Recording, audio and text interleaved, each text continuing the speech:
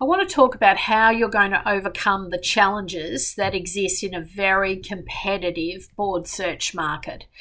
You really have to think of some key ways to stand out from the crowd. And the reality is that the game has really shifted. And I think in 2025 going forward, the competition is going to be off the charts. And so I think, your starting point is really taking this mindset that you're going to be a professional in this space. You're going to give it maybe a solid year of securing board appointments, getting the stepping stone board seats in place, building up the right experiences and the right credentials so that you can go forward. It's an absolute baseline that you have to have some form of governance training under your belt.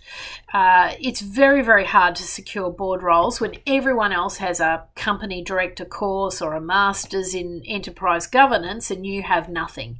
So I think the reality is you're going to have to move fairly quickly to get some education in place, some formal credentials so that you can secure the right opportunities. And that might even include securing the stepping stone board seats. Sometimes you can kind of get a couple of initial board seats or observerships. They can be secured potentially without formal credentials, but you'd be relying heavily on unique skill set and being really confident that you're bringing value to the table to secure those appointments. I would strongly encourage you to think about where your knowledge gaps sit. So for me personally, I still have a bit of a gap now around ESG. There's a lot happening now. There's a lot of legislative change. I know I need to get up to another level of my knowledge where this is concerned.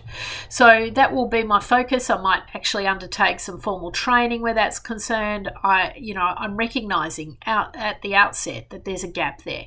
So I think you have to be honest with yourself. Have a look at your skills, your experience. Now, if you're not confident reviewing board papers and financials and reading the numbers, go do a course.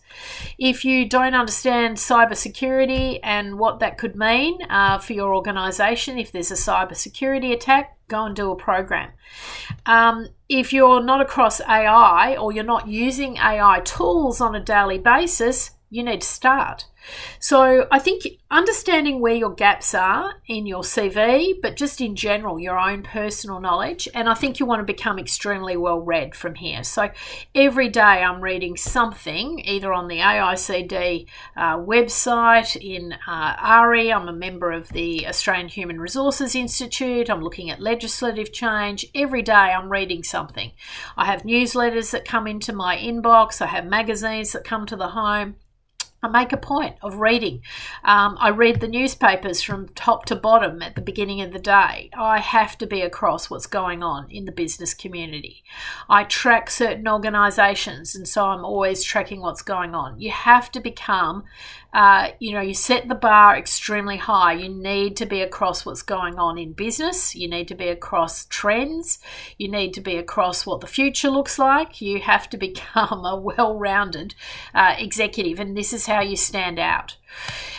You need to look for these opportunities to get the stepping stone board seats, and we're going to see an increase in what we call opportunities to observe a board of directors in action. Now, there are some formal programs that are offered through AICD and other organisations, but you might also consider leveraging off your network, going to a chair and saying, could I observe your, a couple of board meetings? Would you allow me to come into your boardroom and be, a silent observer? You can gain a lot from that experience. So again, that could be valid experience, and you're looking for these opportunities to kind of really grow and learn and see how, these processes work. So I think you want to really consider where you are on your education paradigm. I personally think this is an era for the very best of the best, and that's why I've gone all the way through to doing a Masters of Law in Enterprise Governance through Bond University. I highly encourage you, if you're thinking of becoming a board member and you want to build out a board portfolio, you need to think about doing that level of education. The reality is that governance, so many people that you come across in boardroom settings really don't have a true handle on governance, what good governance practices look like. And so, my whole philosophy here is you've just got to go to the nth degree. I think the GAICD is very good, but that's just a baseline. And from there, you've got to be constantly topping up. You've got to be constantly learning. You have to embrace lifelong learning and education so that you can stay across the current, paradigm and the legislative change and the responsibilities for board directors.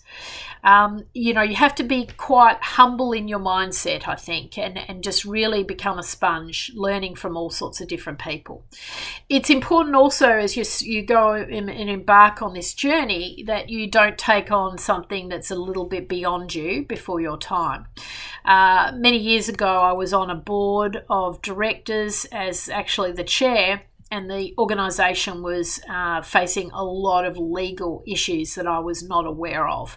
I'd kind of been sold a pup. So, every now and again you'll find yourself out of your depth, and you want to be really careful that you don't get into organisations too early before your time or dealing with challenges that you really are not skilled to handle. You want to get out of those situations because your reputation is all important. So you really want to build and constantly be on this journey and evolving. You also want to continually build your communication style, just become a well-rounded individual, really learning from the best of the best, having great mentors, having people who are embarking their knowledge on yourself, and just remember and be really respectful that not everyone is a sharer, but the people that you come across that want to share their knowledge, you want to really be like a sponge taking all of that information in.